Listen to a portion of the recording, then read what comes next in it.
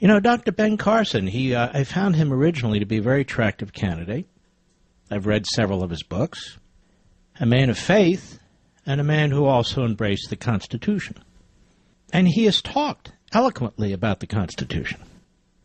But there's something that happens when people embrace the Trump campaign. Many things go out the window. Conservatism, the Constitution, temperament, and so forth and so on. And so Ben Carson was on MSNBC today, that is MSLSD, and I want you to hear what he said with his own words before I comment on them. Cut one, go. Yeah, well, you know, during the Jim Crow era, those were the rules, too. They were written. Everybody knew about them. Didn't make them right. And I'm not saying this is the same, but, you know... Let's stop. He's talking about Colorado. You know, we had Jim Crow rules in the South, you know. Not saying they were the same, but they were written and everybody knew about them. And now how stupid is that comment? It's absolutely outrageous. Go ahead. The point, just because rules are there, just because they're written by somebody, doesn't mean that they're right, doesn't mean that you can't re-review the system. You know, there are a lot of things we need to look at, you know, from a historical perspective. You know, why do we need the Electoral College anymore? Stop and ask yourself, why was that put in place? And do those same circumstances still apply? Actually, they do not. We need to start looking at a lot of different things. Actually, Dr. Carson, they do. And before you shred the Constitution, and before you project Jim Crow laws, racist, outrageous laws onto the people and the efforts in Colorado, maybe you should encumber yourself with some facts and some history. Now, why do we have an electoral college, ladies and gentlemen? I feel like this is 6th grade, but 6th grade is important. I feel like I'm in 5th grade when we have to talk about science and so-called climate change. So let's move to 6th grade. Yes, Sally, why do we have an electoral college? Well, is it because we don't believe in pure democracy and populism? That's correct, Sally. Take a look at Federalist 10, ladies and gentlemen, just off the top of my head, and read what James Madison says. He makes it quite clear. This is a republic, not a democracy. In fact, the entire structure of the Constitution makes that clear. I don't mean to surprise Dr. Carson, but we don't elect the courts. Originally, we didn't elect the Senate. We do elect House members directly. And, of course, we do have the Electoral College. So when the framers developed the constitutional system, the only body directly elected was the House of Representatives. They even did more than that. They were so concerned about populism and direct majority rule. Remember what they were trying to protect, unalienable rights in the civil society. You don't throw those up for votes. Those are things that have to be enshrined permanently. They're not up for election, ever. And so we have the national government. I talked about this. Divided into 3 branches. Well, why is it divided into 3 branches? Why don't we elect judges? Why don't we just elect everybody directly? You know, so it's not like Jim Crow and all. That's because there's separation of powers, and each branch has a different power. And each branch is supposed to have a different influence or role in the national government. And, of course, even within those branches, there's specifics on what they can do. And then the rest of it's left to the states. That's one of the reasons we have an electoral college, which I'll get to in a minute. So we have divided government at the federal level and between the federal government and the states. So we have what's called this twofold division, separation of powers and federalism. They're supposed to protect your unalienable rights, your God-given rights, against a mobocracy.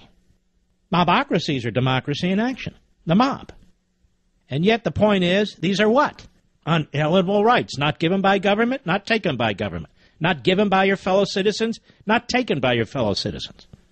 This is basic stuff. I wish Dr. Carson understood it. And all the nationalist populist agrarians.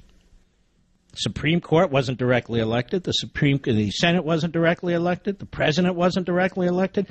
So this one person, one vote notion didn't exist for parts of the federal government. And so you have tiny states like Rhode Island and Delaware, big geographic states with tiny populations like Montana and Alaska and Wyoming. They each get 2 senators. Well, that's like Jim Crow, I guess. Why should each state get 2 senators if we want democracy? There shouldn't be a United States Senate.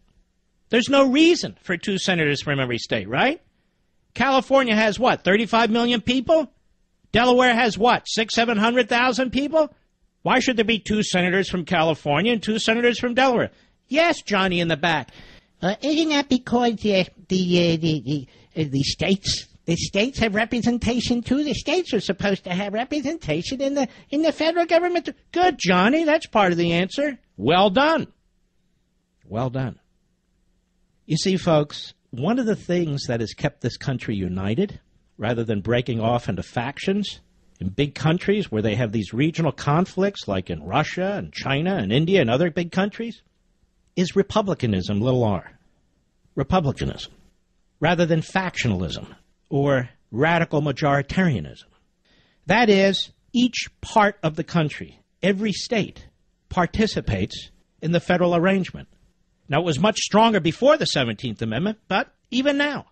That's why each state has representation in part of the Congress. 2 from each state. Because the states are supposed to be represented. Because we were supposed to be more state-centric than central-centric in terms of government. Now, if we got rid of the Electoral College, what would happen exactly? Well, first of all, big swaths of the nation would not be participating in our system in the federal government, would they? States that are big geographically with small populations would have no say. Virtually no say. States that are small geographically with small populations, they would have virtually no say. So it would be the heavily populated states that would control everything. Now that doesn't keep a nation together. That creates what we call balkanization, which is exactly what the framers sought to avoid at the Constitutional Convention, which is why the states that were represented, some had bigger populations than others, some had more territory than others, came up with this system to try and keep the nation united.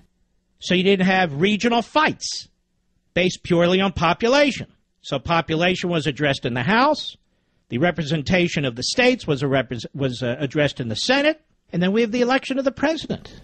What's this whole electoral college thing all about? The electoral college thing makes sure that the states have a role in the selection of a president. And so you have a popular election, yes, but then you have the electoral college. Every state has at least 3 electoral college votes. Even the tiny states with tiny populations or massive states with tiny populations, they get at least 3. So they participate in the election of a president of the United States. This is all intended to create harmony in a large country with disparate regions and disparate populations. So if you get rid of the Electoral College, it seems to me there's a lot of reasons to get rid of a lot of the Constitution. And then what do we have? We have China and Russia and India. We have regionalization. Now that's crazy. Now you'd think a guy like Ben Carson would know better. But he's so in the tank for Trump now that anything goes. Anything goes. And I'm finding this among many conservatives and pseudo-conservatives. Anything goes now, including the Constitution or big chunks of the Constitution. And the bastardization of the facts as relates to Colorado or Iowa or these other states is a disgrace. The phony new media is no better than the old media. That's correct. It's no better. And to keep hearing this crap that they got rid of the popular vote in Colorado. The popular vote in Colorado never selected the delegates. For most of the 100 years, that system was in place. It was a beauty contest. And yet still today, Donald Trump had somebody write an op-ed for him. They put it in the Wall Street Journal, and he goes on and on about the vote taken away in Colorado. The Ted Cruz, lying Ted, going all over the country saying he's won primaries and votes. And one other thing. 60,000 or more people turned out and voted in the precinct system they have there, the bottom-up system that they have there, 40% of whom had never participated in the process before. And they're trashed. It's as if they don't even exist. It's nothing to do with Jim Crow, Dr. Carson. And no, we shouldn't trash the Constitution to accommodate you and your favorite candidate. If I'm the last one behind a microphone and in front of a television camera, defending our American heritage, defending our Constitution, then damn it, so be it.